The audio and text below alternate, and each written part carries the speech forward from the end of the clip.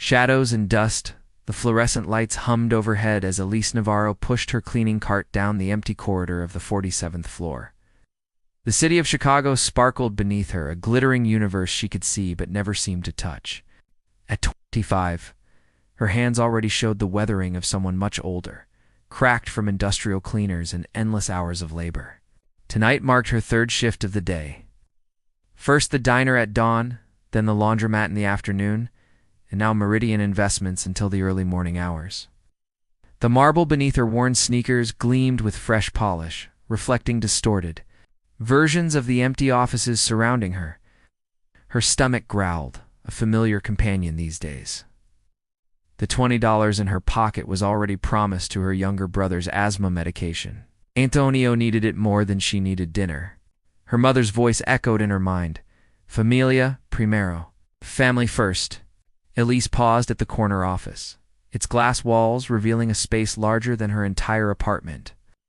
The nameplate read Dominic Hargrove, Chief Executive Officer. She slipped inside, careful not to disturb anything as she emptied the small trash bin and wiped down surfaces. The massive desk held framed photos, a golden retriever, sailing trips, but notably no family pictures.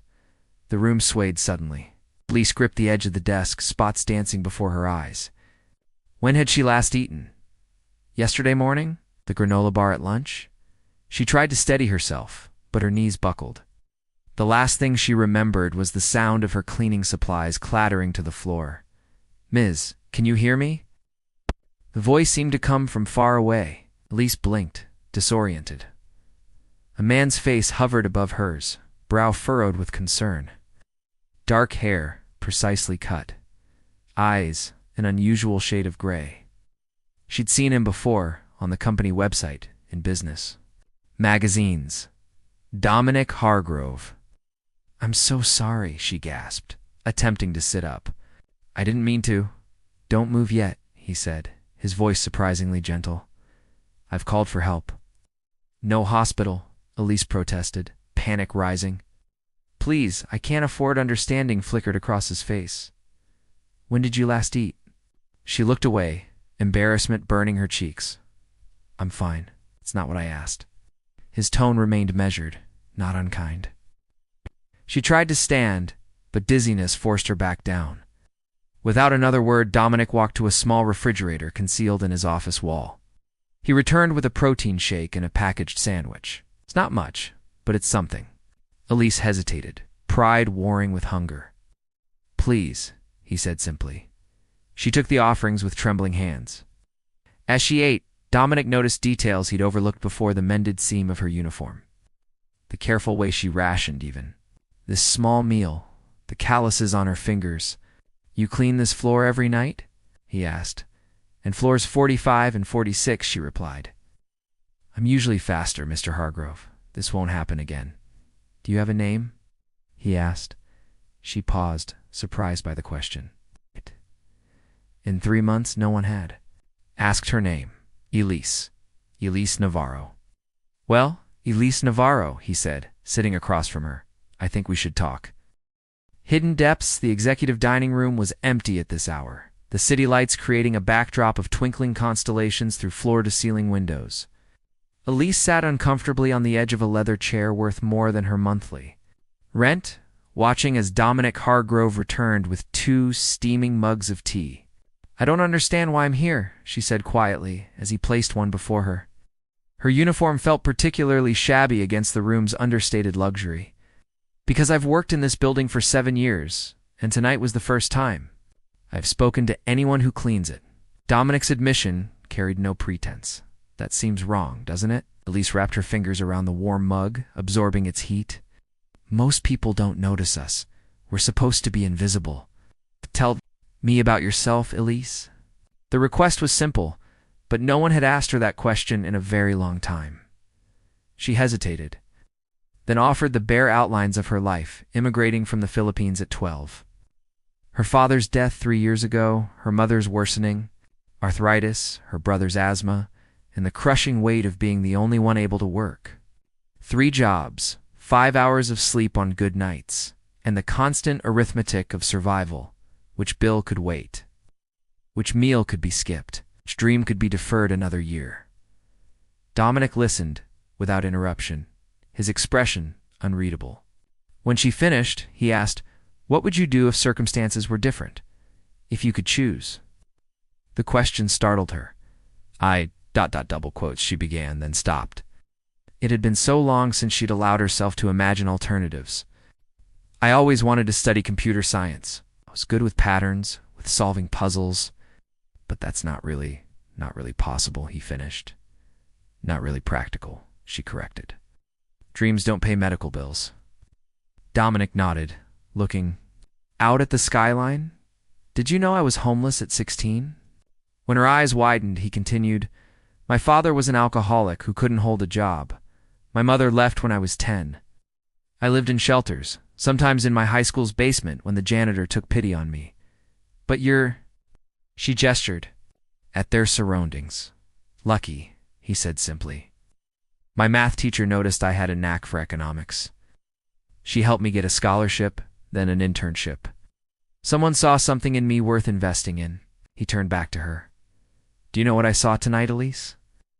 A woman who collapsed from hunger but was more worried about losing her job than her health.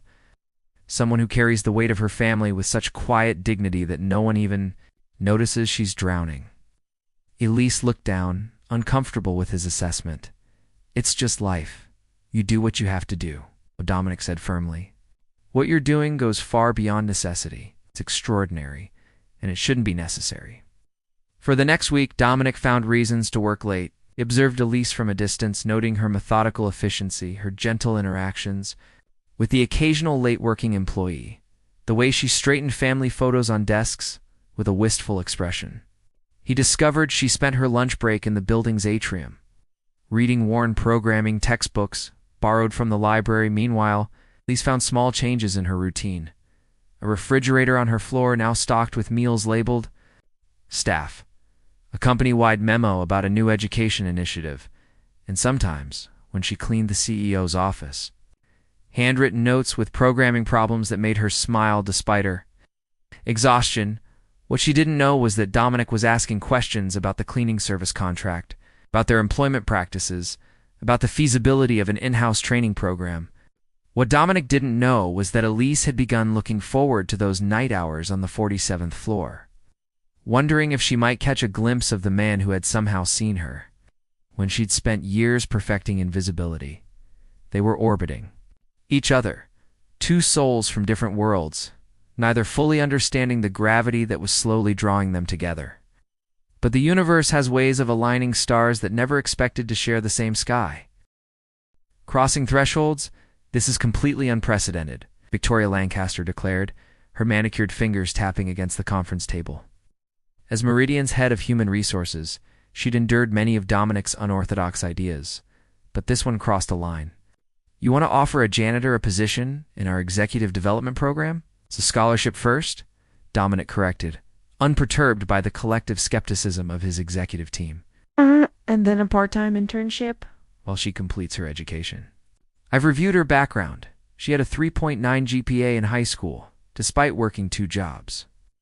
"That's all very inspiring," drawled Richard Thornton, the CFO, "but this isn't a charity.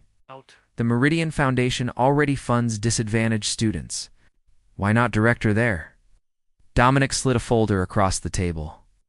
"Because of this, it's an algorithm she created to optimize the cleaning staff's workflow. She implemented it without anyone asking, reducing their nightly hours by 15% while improving efficiency. She did this with no formal training, just public library, books, and determination." Bernard Whitaker, the company's eldest board member, adjusted his glasses as he examined the papers. "Impressive, certainly. But there are proper channels which wouldn't see someone like Elise," Dominic interrupted. "Our recruitment focuses on elite universities and connections. We're missing exceptional talent because of our narrow definition of qualified candidates." Discussion continued for nearly an hour, with objections ranging from practical concerns about precedent to thinly veiled elitism. Throughout, Dominic remained steadfast, his usually diplomatic approach replaced by an intensity that surprised even those who had known him for years. "Fine," Victoria finally conceded. "Start her with the scholarship." But the internship depends on her performance, and she reports to me, not you. Dominic accepted the compromise, knowing it was only the first hurdle. Across town, Elise stared. At the letter in her hands, rereading it for the 5th time in the cramped kitchen of her apartment, her mother, Sophia, watched her with worried eyes. A knock, what does it say? Bad news, she asked, her Filipino accent thickening with concern. It's from Meridian Investments, the Hargrove Educational Initiative. Elise's voice trembled. They're offering me a full scholarship, computer science at Northwestern, and a part-time internship with a stipend that's more than I make at all 3 jobs combined. Sophia's eyes widened. How is this possible? Elise thought of the programming puzzles, the stocked refrigerator, the subtle changes that had appeared in her work environment. I think someone noticed me. The next evening, Elise requested a meeting with her supervisor, her heart pounding as she was directed not to the basement office, but to the 47th floor. When the elevator doors opened, Dominic was waiting. You did this, she said, holding the letter. It wasn't a question. I merely pointed out an opportunity. The scholarship. Committee made their decision based on your merits. He gestured for her to follow him into his office. You going to accept? Elise hesitated. Why are you doing this, really?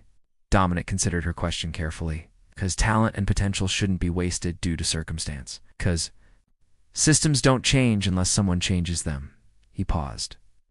And because I recognize the look of someone fighting battles that no one sees, I can't just walk away from my responsibilities, she said. Duh. My family depends on me. The stipend covers your current income plus 20%, he replied. The schedule accommodates your mother's medical appointments. And there's a health care package that includes dependents. He smiled slightly at her surprise. Yes, I did my research. People will talk, she warned. They'll think ... things. Let them, he said simply. What matters is what you think. What do you want, Elise? She looked out at the Chicago skyline, the city that had always represented dreams just beyond her grasp. For the first time, she allowed herself to imagine stepping into that glittering expanse, not as someone who cleaned its surfaces, but as someone who could shape its future. I want to stop being invisible, she whispered. Then be seen, Dominic answered. Starting now. Shifting foundations for months into her internship, Elise stood before a conference room of senior developers, presenting her solution to a customer data security challenge that had stumped the team for weeks. Her voice, once hesitant, now carried a quiet confidence as she walked them through her elegant code architecture. By implementing this multi-layered authentication process, we maintain user convenience while significantly enhancing protection against the latest breach methodologies. She concluded, meeting the impressed gazes of people who had initially viewed her presence as a CEO's charity project. Theodore Walsh, the gruff head of cybersecurity who had been her harshest critic, nodded slowly. Navarro, this is unexpectedly thorough. We'll implement a test version immediately. As the room emptied, Victoria Lancaster lingered, her earlier skepticism gradually replaced by reluctant respect. You've surprised everyone, Elise, including me. Thank you, Ms. Lancaster. You should know, Victoria added, lowering her voice. People are talking about your relationship with Dominic. Elise's stomach tightened. There is no relationship. He's my sponsor. He's never missed one of your presentations. He asks for weekly progress reports on your work. And he declined dinner with the governor last month to attend your brother's asthma fundraiser. Victoria's expression softened slightly. Just be careful. Perception matters in this world. After Victoria left, Elise remained in the empty conference room, her triumph tarnished. She couldn't deny that something had shifted between her and Dominic. Their professional meetings often extended into conversations about books, philosophy, their shared experiences of adversity. She found herself looking forward to his insights, his unexpected humor, the way he listened as though her thoughts were valuable. But she wasn't naive. The distance between their worlds remained vast, and her success at Meridian was already viewed with suspicion.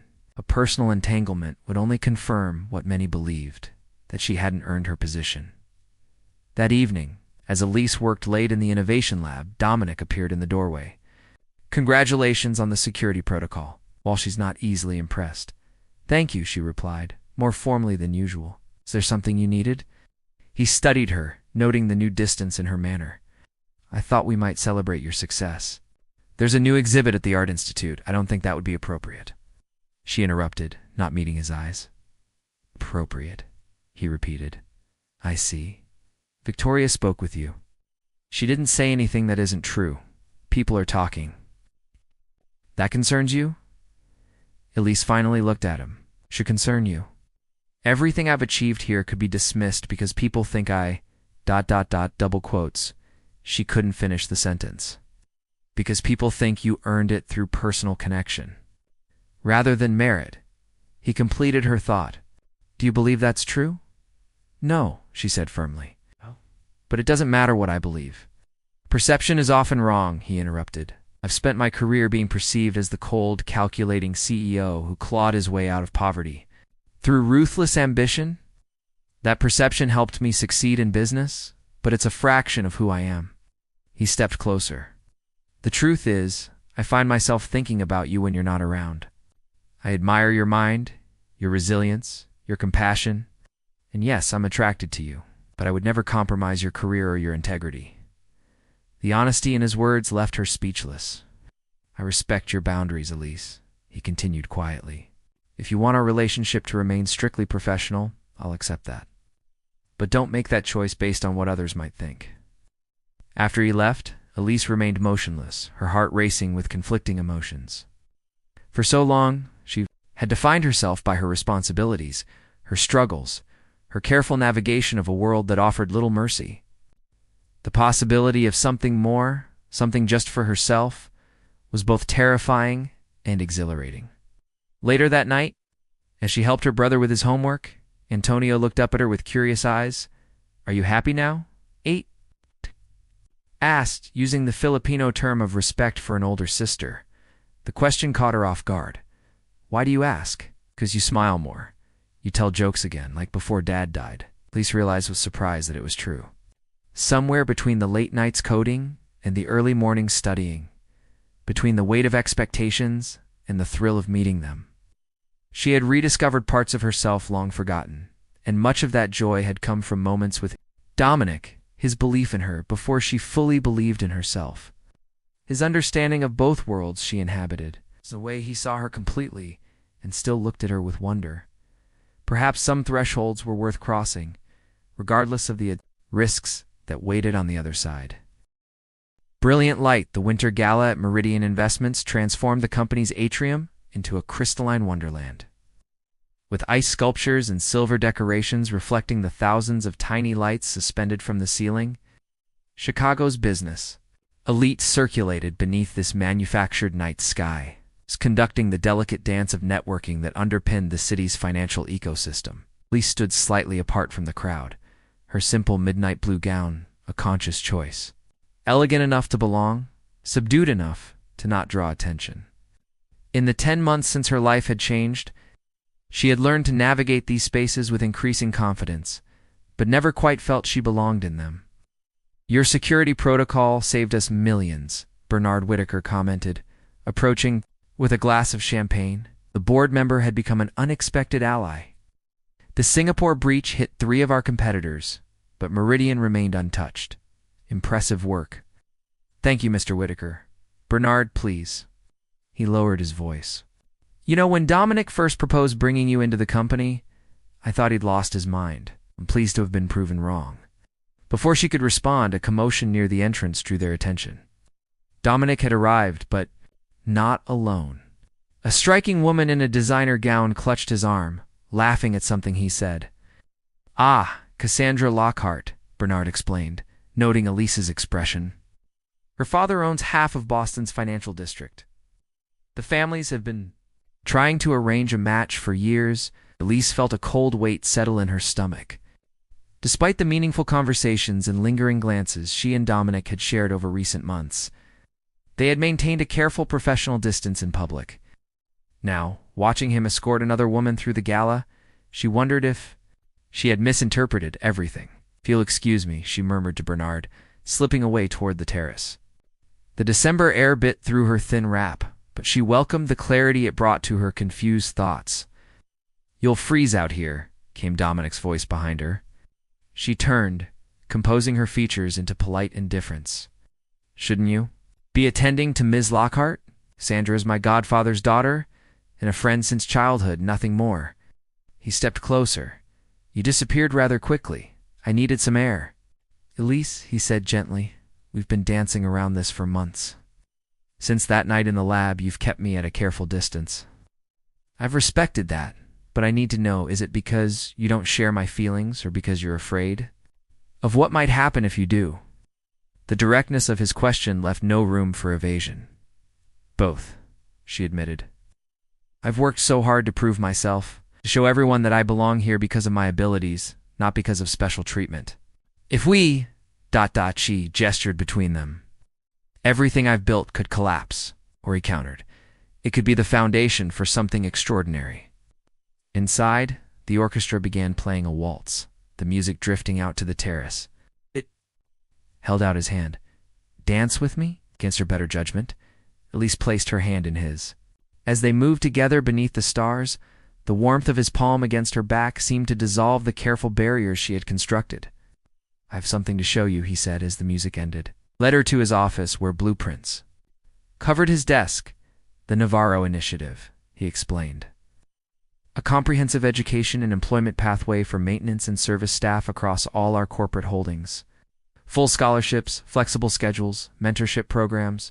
Lise traced the outlines with trembling fingers. "You named it after me? You inspired it?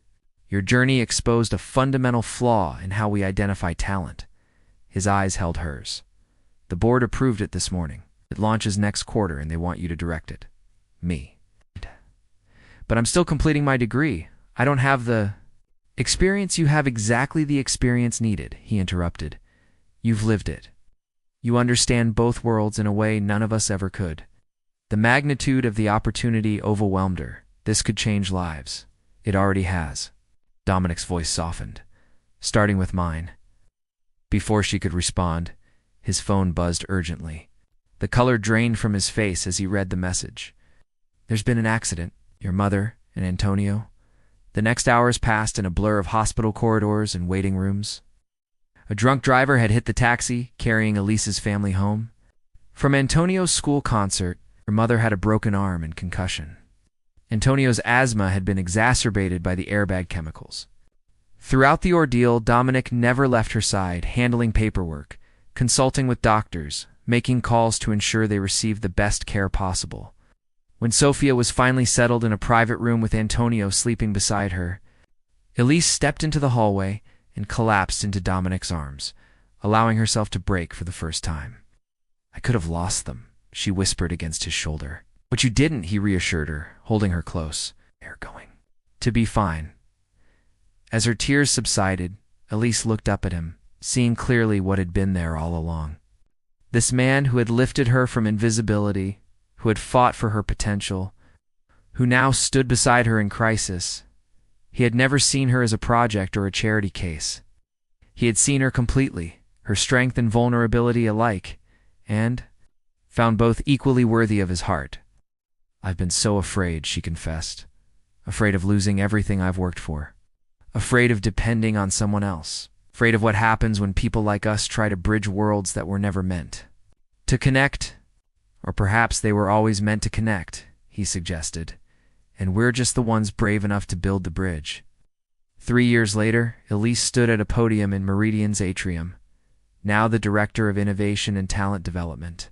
Addressing the first graduating class of the Navarro Initiative, 27 former service workers who had completed degrees and training programs stood before her in caps and gowns, their families beaming with pride. "Each of you has demonstrated that brilliance exists in unexpected places," she told them. "That potential isn't determined by privilege or pedigree, but by passion and perseverance." From the front row, Dominic watched her with undisguised admiration, their wedding bands catching the light as he applauded. Beside him sat Sophia, fully recovered and dabbing proud tears, and Antonio, now a high school senior with his own dreams. of engineering. I. Today marks not an ending but a beginning, Elise continued. We'll return to your departments not as the people who were once invisible, but as leaders who will transform this company from within. You will hold open doors that were once closed to you. You will extend hands to those still climbing.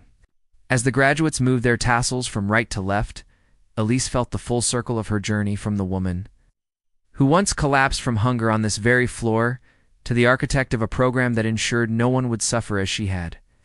Later, as she and Dominic walked home along the lakefront, he asked, "Do you ever regret it? Is taking that risk on us, despite everything?" Elise looked up at the Chicago skyline, now as familiar to her as her own reflection. "The only thing I regret is how long I let fear keep me from happiness." "And now?" he asked, drawing her closer against the lake breeze. She smiled, placing his hand over her stomach where their child had just begun to grow, a secret they had only confirmed that morning. "Now I understand that some stars align not by chance but by choice. We choose to see each other, choose to believe in possibility. We choose love over fear again and again." Above them, the night sky spread its endless canvas of possibilities, a reminder that sometimes the most beautiful constellations are those we create ourselves. It's connecting points of light that were always meant to shine together.